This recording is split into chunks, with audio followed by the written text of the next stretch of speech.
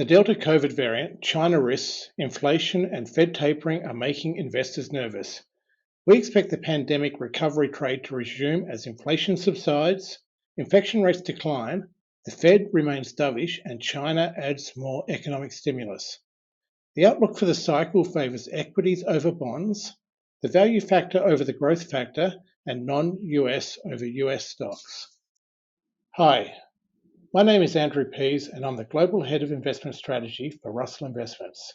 Welcome to the fourth quarter update of our 2021 Global Market Outlook. The post-lockdown recovery has moved from energetic youthfulness to awkward adolescence. It's still growing, although at a slower pace, and there are worries about what happens next, particularly about monetary policy and the outlook for inflation. The inflation spike in the United States has been larger than expected, but we think inflation should head back towards 2% in early 2022. This means that even though the Fed could begin tapering back on asset purchases before the end of this year, actual rate hikes seem unlikely before the second half of 2023. Overall, we still like the outlook for the cycle over the next 1 to 2 years. The major economies are still in the recovery phase of the cycle, which means they have plenty of spare capacity.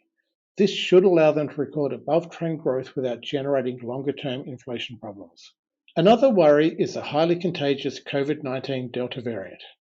The evidence so far is that vaccines are preventing serious infections from Delta. The good news is that vaccination rates are rising globally, and vaccination rates in emerging economies are catching up with developed markets. Infection rates look like they peaked globally in early September. This means the reopening of economies should continue over the remainder of 2021. The onset of winter in the Northern Hemisphere will be a test, but the rollout of booster vaccination shots should help prevent wide-scale renewed lockdowns. The other thing investors are worried about is the outlook for China. China was the first economy out of COVID and the first to unwind policy stimulus. China's economy has been slowing this year due to a combination of policy tightening and some localized outbreaks of COVID, although these have been brought under control. There have also been worries about defaults by property development companies.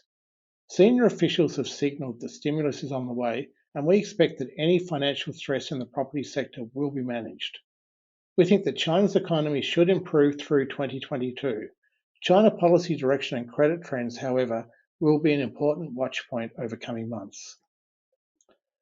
The conclusions from our cycle, value, and sentiment investment decision-making process are mostly unchanged from our previous quarterly report.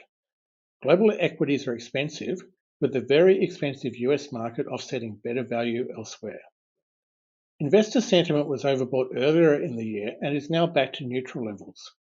We think the medium-term outlook for the cycle is positive, and this delivers a preference for equities over bonds for at least the next 12 months, despite expensive valuations. It also reinforces our preference for the value equity factor over the growth factor, and for non-US equities to outperform the US market. Let's turn to our asset class preferences. We prefer equity markets outside of the United States. The economic recovery from the pandemic is more advanced in the United States compared to other developed economies. This means there is more potential for catch-up in the rest of the world, and this should allow economic growth and market leadership to rotate away from the United States. This rotation should favor undervalued cyclical value stocks over expensive technology and growth stocks. The rest of the world is overweight cyclical value stocks compared to the United States. Emerging market equities have been relatively poor performers this year, but there are some encouraging signs. Emerging markets are catching up with their vaccine rollout, and policy easing in China should soon improve the economic growth outlook. China's regulatory crackdown has caused significant underperformance by Chinese tech companies, but this should be less of a headwind going forward now that it is priced in. High yield and investment-grade credit are expensive on a spread basis, but have support from a positive cycle view that supports corporate profits growth and keeps default rates low. We see some better value in emerging markets debt, and this will get some support from US dollar weakness. Government bonds are expensive, and yields should come under upward pressure from above-trend economic growth, and as central banks start to taper back asset purchases. We think the US 10-year Treasury yield could rise towards 1.75% in coming months. The US dollar has been supported this year by expectations for early Fed tightening and by US economic growth leadership. It should weaken as global growth leadership rotates away from the United States and towards Europe and other developed economies. The dollar typically gains during global downturns and declines in the recovery phase. The main beneficiary is likely to be the euro, which is still undervalued. We also believe British sterling and the economically sensitive commodity currencies, the Australian dollar, New Zealand dollar, and Canadian dollar, can make further gains, although these currencies are not undervalued from a longer term perspective. Vaccines are proving effective against the Delta COVID-19 variant. This means that the pandemic recovery trade should soon resume.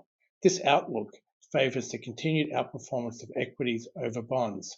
It also means that the rotation away from expensive technology growth stocks and towards cheaper cyclical value stocks should soon resume. Thanks for watching, stay safe, and we'll talk again soon.